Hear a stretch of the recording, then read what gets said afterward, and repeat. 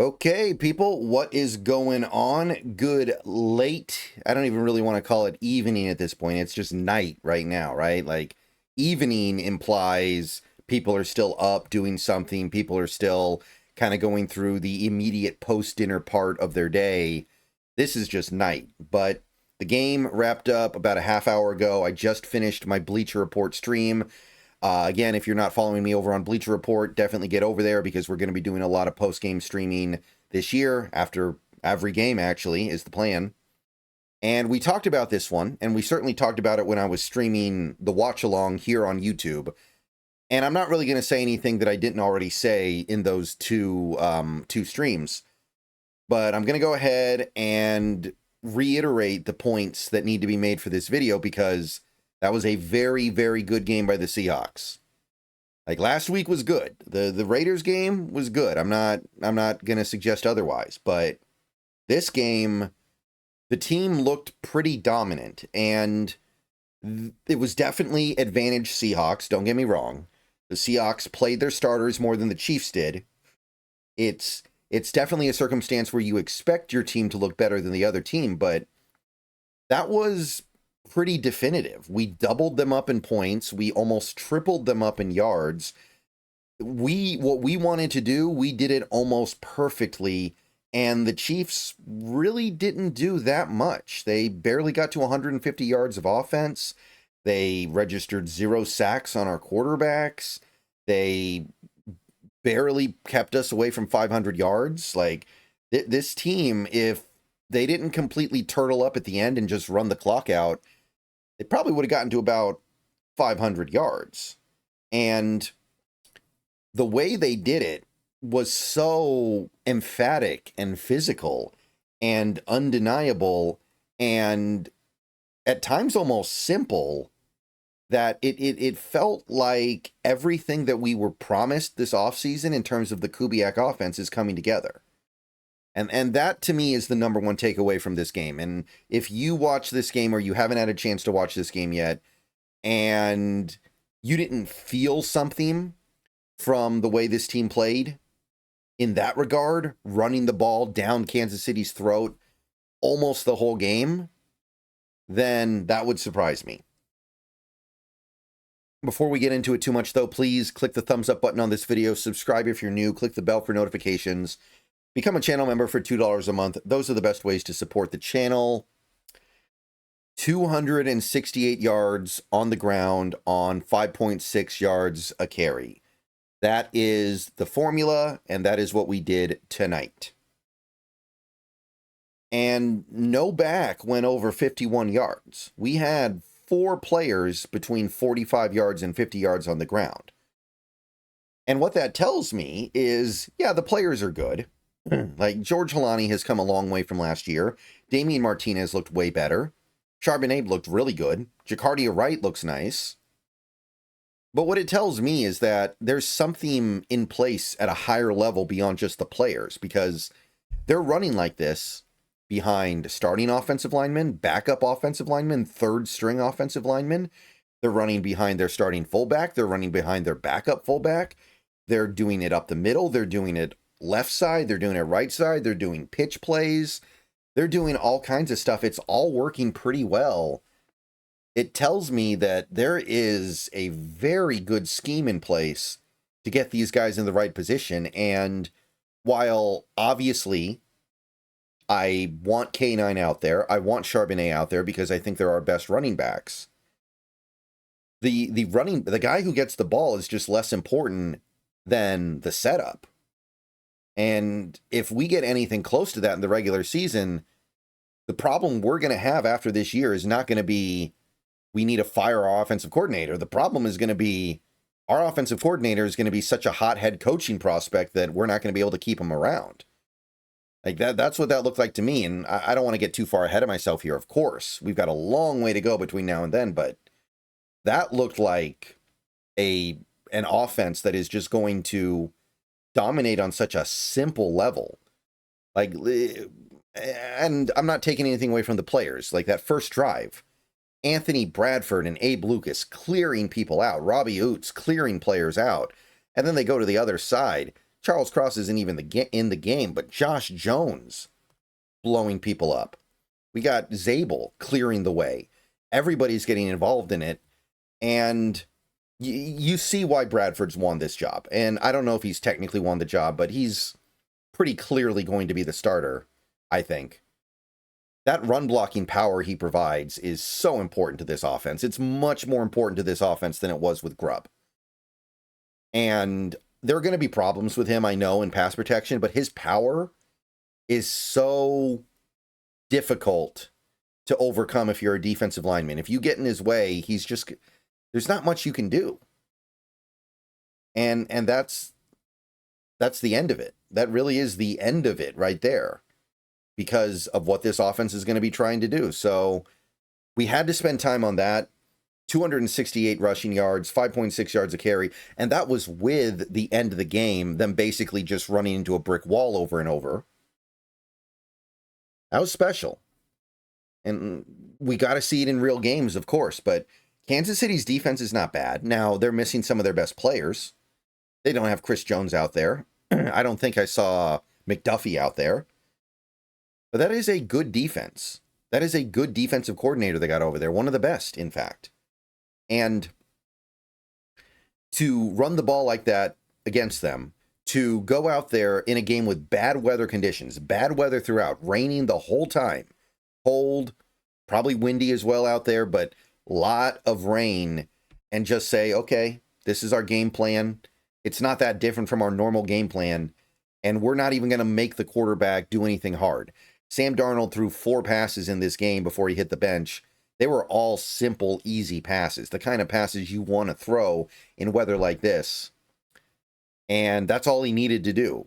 He threw screen passes. He threw dump-offs and checkdowns and simple reads, basic stuff, normal stuff, typical stuff. And it didn't matter. He didn't need to fit the ball into a shoebox from 55 yards out. He didn't need to fit the ball into a tight window. Everything was wide open and simple, and the running game took care of the rest. That is the important thing that comes out of this game. That is the important thing that this team did tonight. And I'm really excited to see that. And I'm not here to diminish what the rest of the offense did either. I thought the backup offensive line, for the most part, looked good. There was pressure on Drew Lock on like 2 plays. There was pressure on Milroe on 2 or 3 plays. So even when you get into the back end of the offensive line, it wasn't bad. It just wasn't as good, which it's never going to be, but still not bad. Drew Lock, maybe he blew the 4th down play. Maybe. Some people were saying he had Olani. I don't know. It's close. But he played really well. Knew when to tuck it and use his legs. Knew when to be decisive. Knew how to push the ball down the field in 3rd and long situations. Took advantage of most of the opportunities that he got. And I hope, as a Seahawks fan and somebody who talks about the Seahawks online a lot, I hope that tonight reminded people that Drew Lock, he's not starter material maybe. He's proven that, but he is one of the better backups in this league, and we need him. I hope that tonight convinced people we need Drew Lock. And I'm not trying to be down on Jalen Milroe, but what I saw tonight was a quarterback who needs time. And that means time not actually playing in real life football games as quarterback. If something happens to Sam Darnold this year, we need Drew Lock. We need him to be our quarterback in that circumstance. Some people are saying, well, what's the harm? Just put Milroe out there. The harm is he's going to be put into a situation where he's not ready. He's going to make too many mistakes. And yes, there are going to be good plays in there as well. It's not going to be every play is bad. But what's it going to do to his confidence? What's it going to do to his growth as a player? We've seen this over and over and over the years. Players play before they're ready, and they don't get to develop the way they need to. There were a lot of Seahawks fans frustrated tonight, and I saw them in the chat. There were a lot of Seahawks fans frustrated that Milroe didn't play until that 3rd quarter, that Drew Lock got almost 2 full quarters. But I think that's the answer. I think the answer is Drew Lock is the guy who's going to be here as the backup, and Milroe just isn't ready. Milroe had some good plays tonight. He had the really nice throw to Ricky White on an out on a third down. He had another nice throw in this game. He had a couple of pretty nice runs where he shows the athleticism, but the throw in the flat on the bootleg on 1st and goal from the 4, he's got the touchdown. Looks pretty wide open to me, and he completely misses. Doesn't give Broden a chance to make a play on the 3rd and goal 2 plays later. Things like that. I mean, I'm not here to say that nobody's allowed to ever make a mistake, but you look at plays like that, and then you look at like the 3rd down where he almost gets sacked, turns it into a 1-yard run on 3rd and 4, drops his eyes too quickly. Things like that. He needs time to work these things out. And that time to work these things out needs to come on his own terms, at his own pace. So Drew Lock needs to be the quarterback this year behind Sam Darnold. It has nothing to do with who's better, although I think tonight very clearly Drew Lock looked better, but it has nothing to do with who's better. It's about protecting the investment. It's about not turning Jalen Milroe into one of these talented guys that gets put out there too early and never gets a chance to really develop. Some players are ready out of college. Some players aren't. He pretty clearly is not one of the guys who's ready out of college. I know some people were probably disappointed that we didn't see much from Torrey Horton, but I'll say this to anybody who was wondering, we dodged the worst. He did get a little bit dinged up in this game, but there's nothing to worry about there at all, according to McDonald. So Horton should be good to go whenever we need him. He could have played tonight, but they decided to play it safe. In his absence, though, how about Derek Young, a guy who I didn't think had much of a chance of making this team. I kind of already wrote him off. He's trying. Big game for him tonight. 3 catches, over 50 yards, some first downs. And of course, Jake Bobo. 2 really cool plays. A bubble screen touchdown and a one-on-one ball touchdown on a, I don't want to call it a go route because that kind of misrepresents it, but basically just a one-on-one ball on the outside. 2 really cool plays from Jake Bobo. I was a little worried about him. I didn't know if he offered enough to make this team at this point. I think we're good. That's most of the stuff on the offense that really caught my attention. I think I already talked about the offensive line, but the way in which they were controlling things up front looked really good. It wasn't until later in that game that there was significant pressure. And all the guys who are giving up pressure are guys that are not going to make the team. Cable Dew got hurt at one point in this game, but he came back in, so he's fine. Masterclass, all things considered. Masterclass. Defensively, not quite as sharp. Not a lot of pressure on Kansas City quarterbacks. Especially early, I noticed Gardner Minshew had some serious time, but other than that, I thought the tackling was good. We clamped down on the run. We were pretty good on 3rd down. Robert Tonyan beat us a couple times. Robert Tonyan, established NFL veteran, pretty good player. Not really surprising that he gets one over on you a couple times. Couple mistakes, guys like Williams. I think it was Demarion Williams.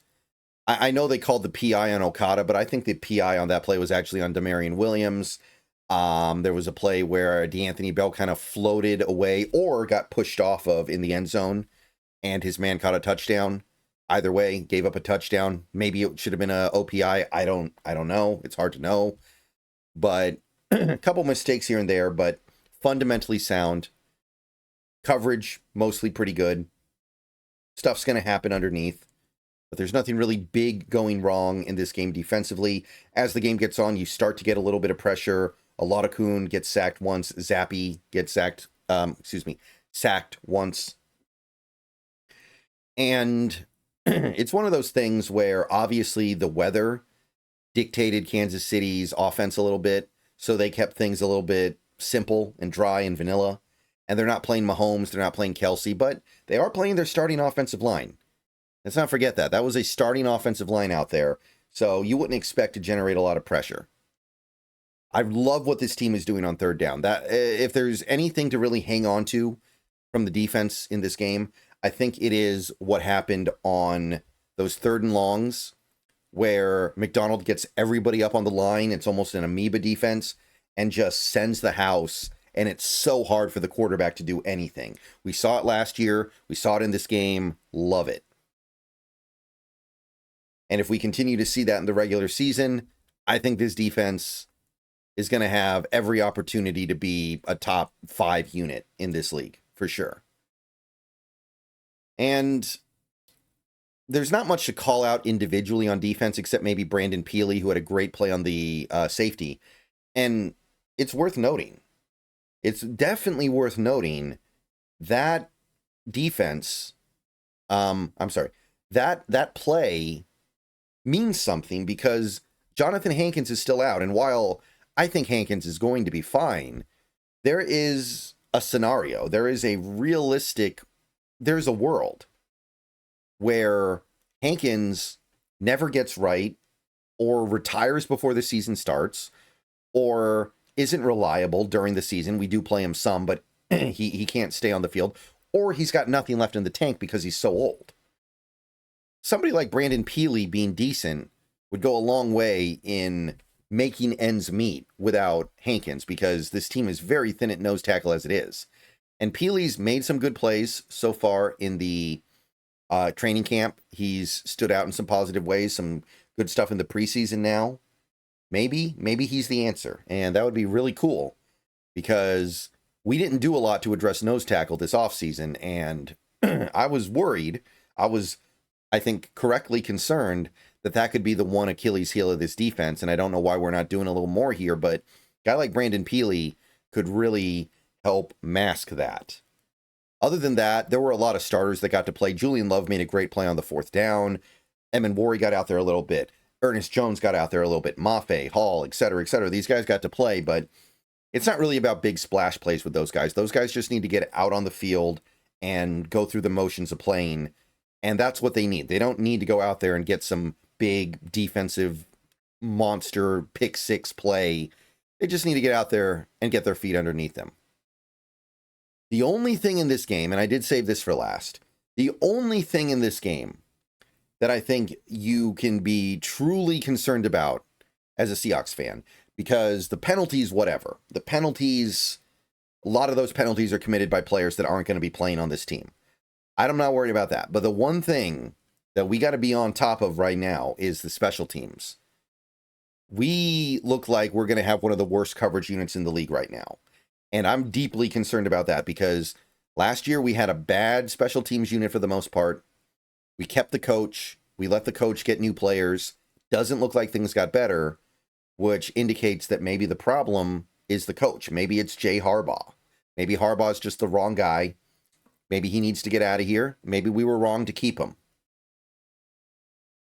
I'm not going to say that it's just done. I'm not going to say that I'm not going to give him a chance to maybe recover from this, because this is the preseason and he doesn't necessarily have access to every single player that he might like to have access to.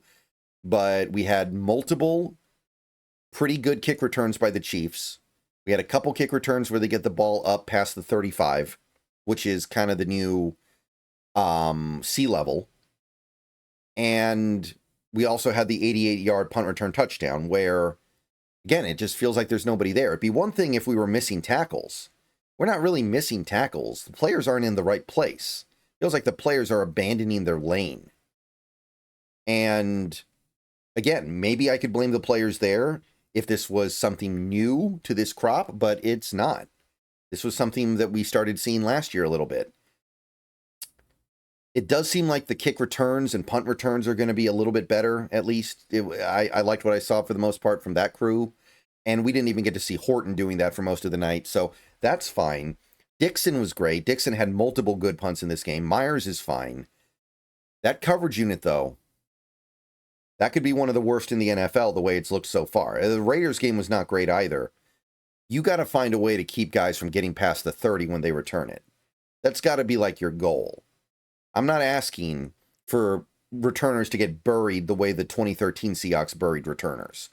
The 2013 Seahawks had one of the best coverage units in NFL history, but that's not the standard you need to meet. The standard is just, you can't be letting these guys pass the 35. And we did it multiple times today, and then you had the punt return. The silver lining, I guess, was the punt return was late, So maybe a lot of the guys who are out there are not going to be the guys who are out there for real games, but there's no guarantee of that. Okay, that's the one thing that I think we as fans need to be concerned about, legitimately. Things that need to get better. I do not need to see this team outplay another team and then lose because of special teams crap. If that happens, that's going to be hard, because last year we were lucky. We had a rough special teams unit last year. It wasn't all bad, of course. Dixon, Myers, they were fine, but there were some problems with the special teams unit last year. But it didn't cost us games. If it cost us games this year, that's going to be rough, because we had a chance to move off of Harbaugh. We decided not to. I don't want to pay for that. Everything else was great. Thanks for watching. More videos tomorrow. Going to have plenty of stuff to talk about. PFF is obviously going to have some stuff to say. We'll take a look at what they got. But thanks for watching. Go Hawks. Again, if you're watching this right after I uploaded it, you're a trooper. If you're watching it tomorrow morning, thank you. Go Hawks.